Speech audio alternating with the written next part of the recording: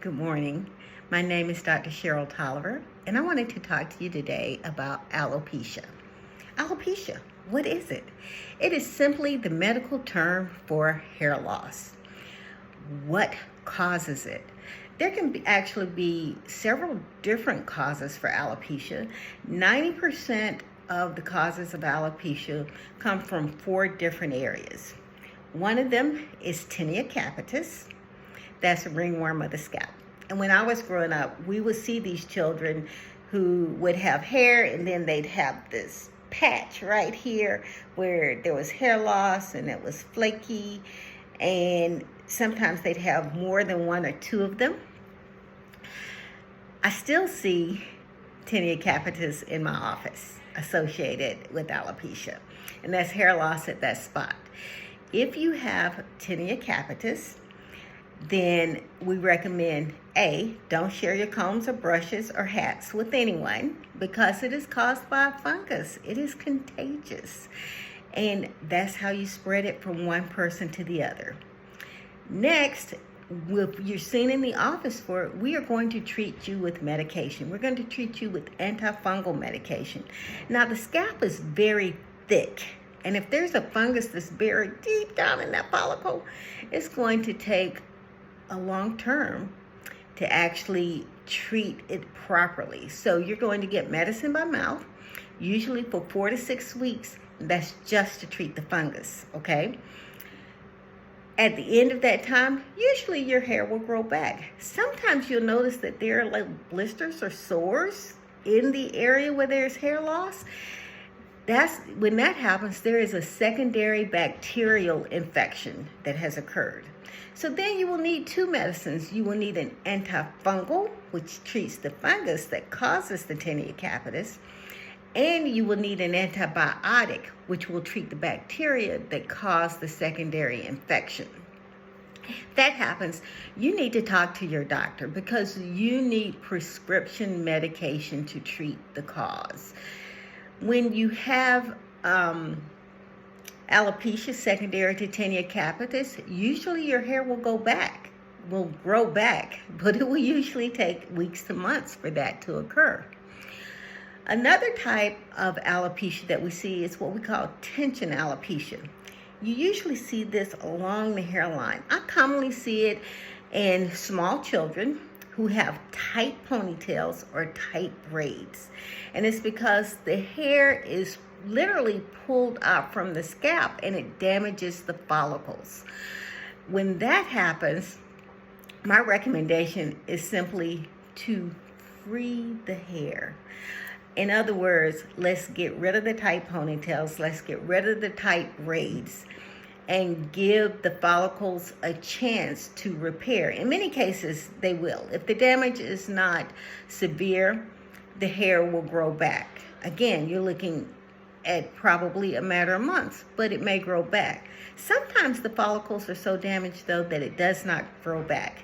And that's called traction alopecia. Now, another cause is telogen effluvium. Say that real fast, okay? We naturally lose hair. We lose so much hair every day. Sometimes when your hair is in the wrong phase for too long, then you have a noticeable amount of hair loss. Now, this has a great association with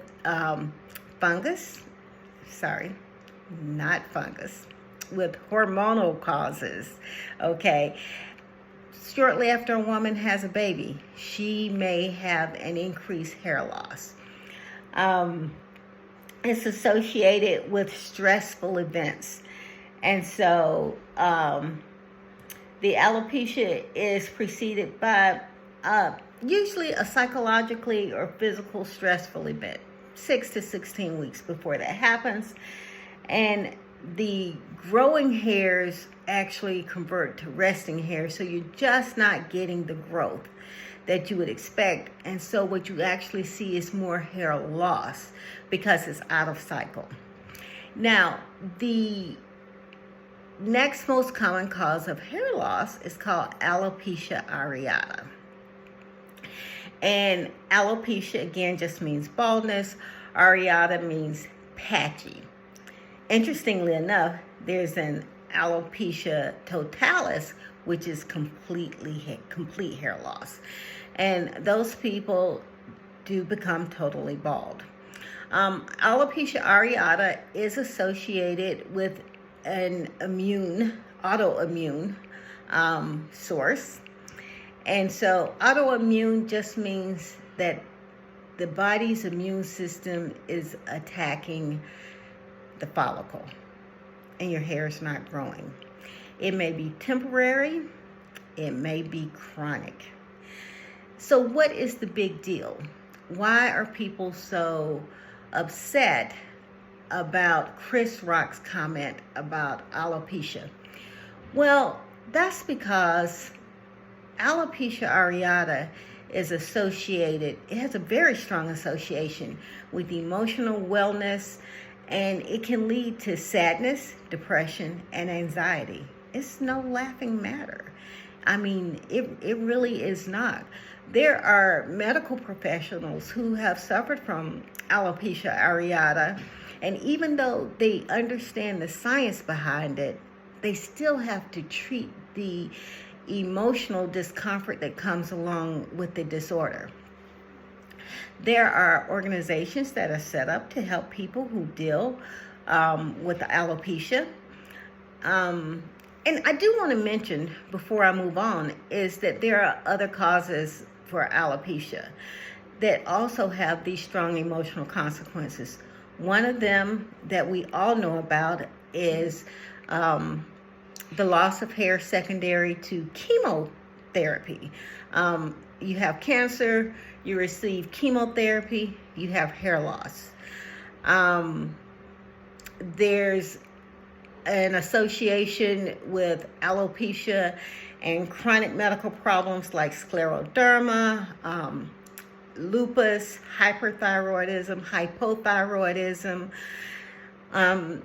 So these are all things that go on in the body that can cause hair loss. And so what can we do about it? My suggestion is that you see a dermatologist. I'm not a dermatologist. I just wanted to educate and inform about what alopecia is. I want you to understand that in some cases it can be treated by treating the underlying cause of it. In some cases, it's autoimmune, in which case it's a much, much tougher course in terms of treatment. It is associated with your mental and emotional wellness. So it's no joking matter. It is something that we need to take care of at the source. Sorry, that's my dog Sandy.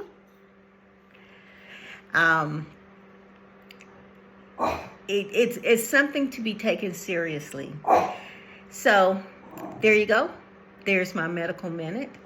I am asking you to like and subscribe to my YouTube channel.